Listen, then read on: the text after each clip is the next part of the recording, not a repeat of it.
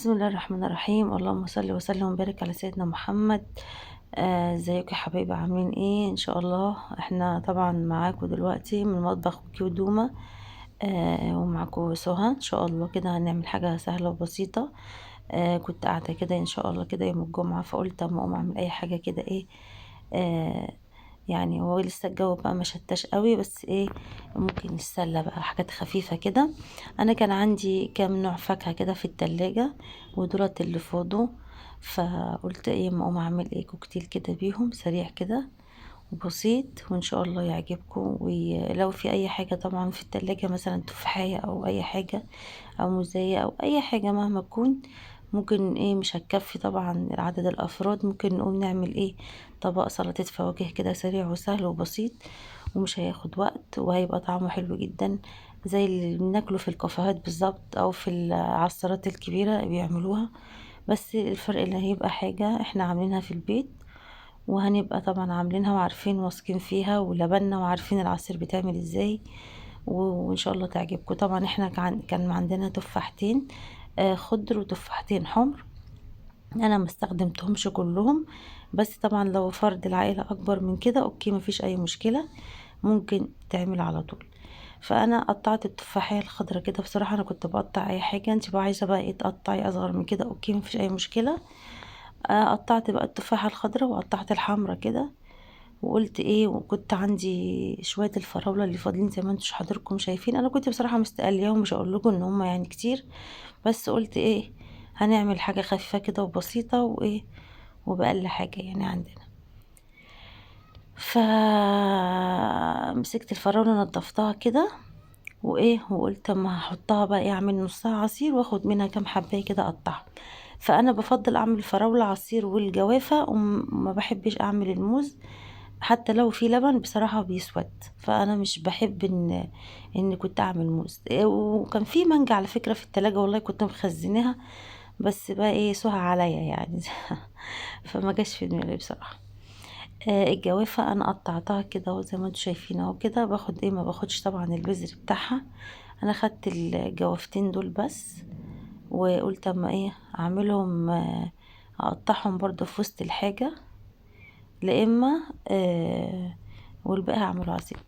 على فكرة هما دولت كانوا فايضين يعني من بقية فاكهة وكده، بس انت لو انت حابة تعملي مثلا سلطة فواكه، انت ممكن تروحي للفكهاني تقولي له انا عايزة من كل الفاكهة اللي عندك حباية او حبايتين، وهيقولك يعني سعرهم، مفيش اي مشكلة. مش لازم يعني يكون عندك انواع كتير وتفيد يعني، لا عادي، ممكن تروحي له، ممكن يديكي ايه، حبايتين تفاح على جوافة على كده، وتعملي احلى طبق سلطة فواكه يكفي 5 6 افراد. طبعا انا بشيل البذرة كده بالمعلقة زي ما انتم شايفين، وبقطع طبعا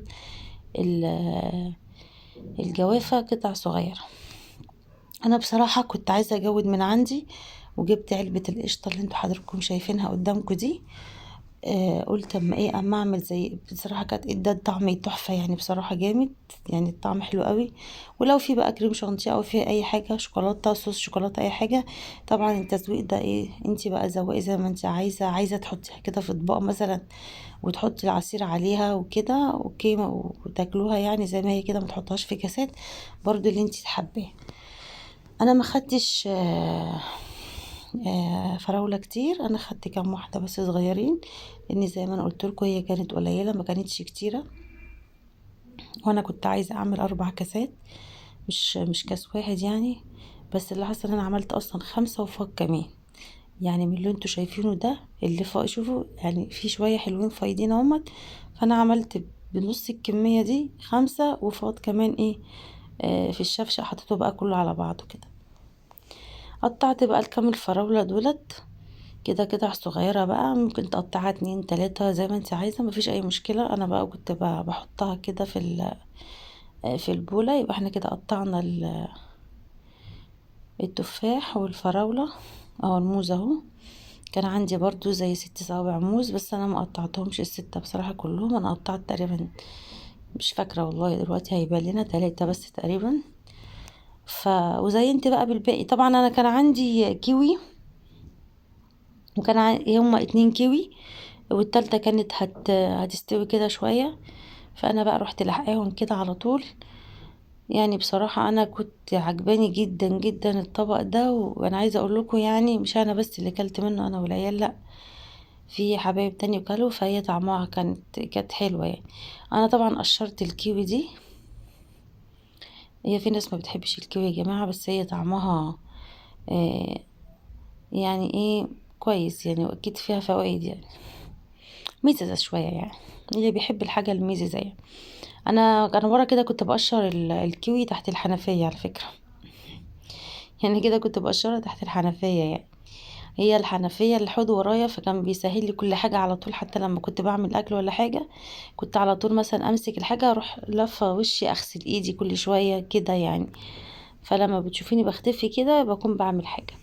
طبعا قطعت كل الفواكه اللي كانت معايا، وقطعت الجوافة. وطبعا انا بحط السكر دلوقتي، انا حطيت 6 معالق سكر. انتي بقى السكر ده حسب الرغبة، بس طبعا كانت الفاكهة كانت طبعا عايزة تتحط جوه العصير وكده وتتطعم بالسكر، بيبقى طعمها حلو جدا. فاللي انت تحبيه بقى، انت حابه كده اوكي، مش حابه كده بقى انت عايزاه، ممكن تكتري او تقللي السكر، مفيش مشكله. ممكن تستغني عن السكر خالص وتحطي مثلا زي عسل نحل كده ولا حاجه، يدي برضو هيبقى فايده حلوه، ويدي برضو طعم حلو جدا. ممكن طبعا مع انا حطيت طبعا الجوافه وحطيت لبن، وحطيتش ميه خالص. انا حطيت اللبن. لو عايزه بقى تحطي اصلا من نوع عود نعناع ولا حاجه برضو اوكي، انا بقولك الفكره، وانتي بقى بدعي زي ما انتي عايزه يعني. طبعا انا ضربت بقى الفراوله الجوافه كويس، بس قطع برضو كان فيها قطع يعني، انا ما كنتش ضربها قوي، كان فيها زي كده. انا كنت بقى عامله بقى قوطه، وكنت مخزنه قوطه، فبصراحه ما كنتش آه يعني كنت بخزن قوطه، فكنت لسه اخلط ما ايه، لسه موجود زي ما هو. اهو انا كده خلصت الجوافه. انا بقى عملت الجوافه الاول تمام عشان بيضه، وعملت الفراوله بعدها عادي. طبعا الحمار بتاعها مش هيبان حاجه. انت عايزه بقى تضربي الفراوله باللبن اوكي، انا ضربتها باللبن يعني ادت زي طعم زبادو كده. عايزه تعملي فراوله بس مفيش اي مشكله انت تحبي.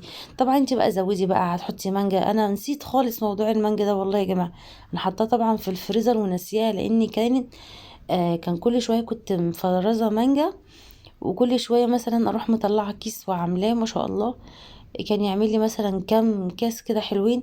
فجوزي قال لي انت هتجيبي لنا كده املاح. بصراحه انا كنت بستسهل العصير. بصراحه انا بحب العصير وبحب المشروبات عامه يعني.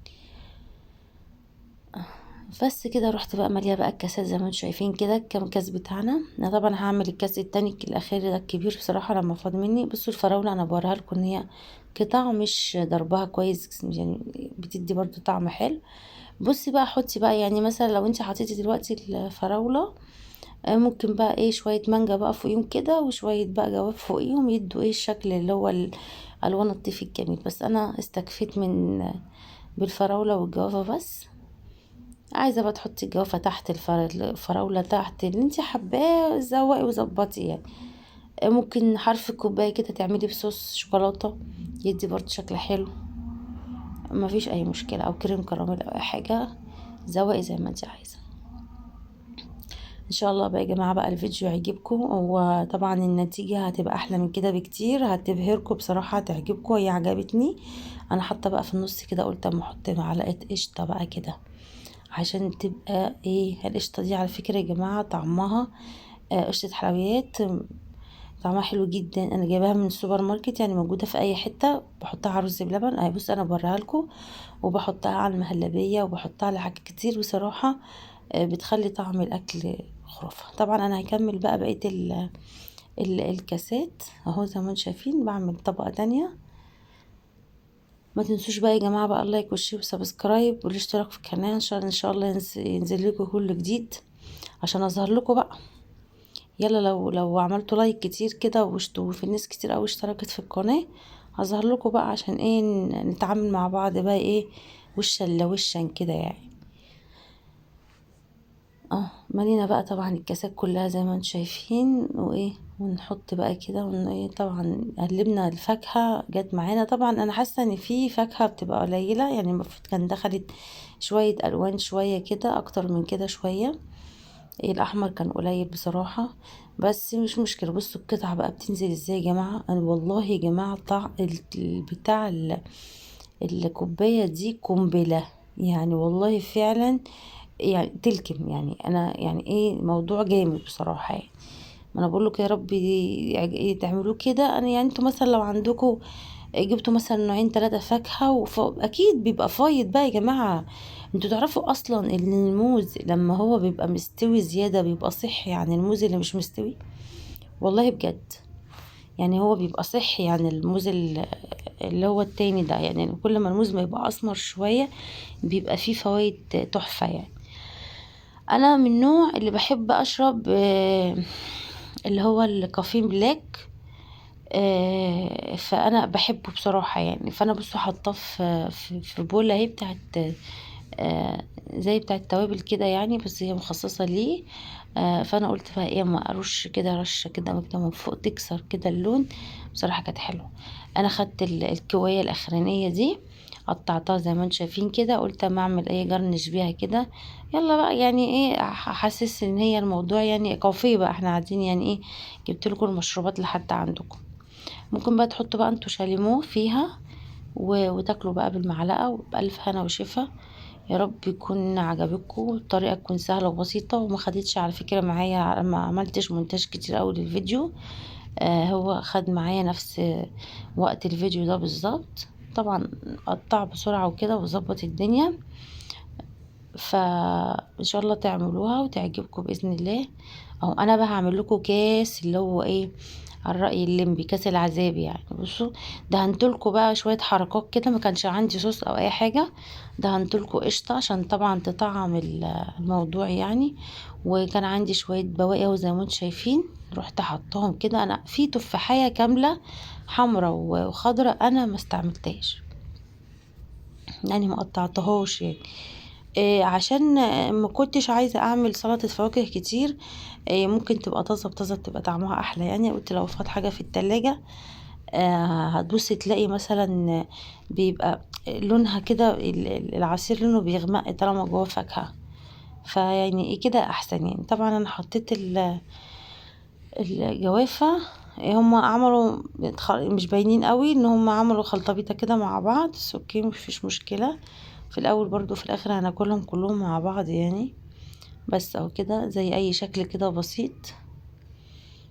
بصوا طبعا رحت جايبه بقى التفاحية كده ورحت حطاها كده على الوش. هي عشوائي والله يعني، بس هي ادت يعني قضت الغرض، ادت نتيجة حلوة بصراحة يعني. بصوا لا ياكل بقى يمسك شوكة ويمسك بقى ايه ياكل التفاحية ويروح ماسك ايه يبتدي بقى يسقط بقى كده. بصوا معلقة القشطة دي كانت خرافة والله يا جماعة، زي القنبلة بالظبط يعني. هو ده فعلا على فكرة الكاس ده كبير يا جماعة، كاس مش صغير يعني. الكاسين دولت صغيرين هما شبه بعض يعني. يعني ده ولاد دو يعني، هو دول ولاده يعني. الكاس ده التاني الخامس ده كبير يعني، هو مش زيهم كبير جدا يعني. بصوا بقى المنظر، قولوا لي بقى في الكومنتات ايه رأيكم. طبعا اول ما تشوفوا الفيديو هتحسوا ان الموضوع ايه يعني عادي يعني. بس بصوا لما ظبطنا الحاجة ويعني خدمناها كويس طلع بص شكلها. بص النتيجة بتاعتها طلعت شكلها تحفة يعني. هي لو اتقدمت لكم في كافيه مثلا آه اوكي شكلها يبقى عاجبكم يعني. طبعا ده غير الطعم يعني، الطعم بصراحة مفيش بعد كده. جربوها بقى وان شاء الله تعجبكم. ما تنسوش بقى اللايك والشير والسبسكرايب والاشتراك في القناة. اللايك اللايك اللايك يعني، في ناس كتير بتتفرج مش بتدوس لايك، مش فاهمة يعني. فان شاء الله هنزل لكم حاجات جديدة. وتصبحوا على خير، والسلام عليكم ورحمة الله وبركاته. مع الف سلامة، تصبحوا على الف خير. مع السلامة.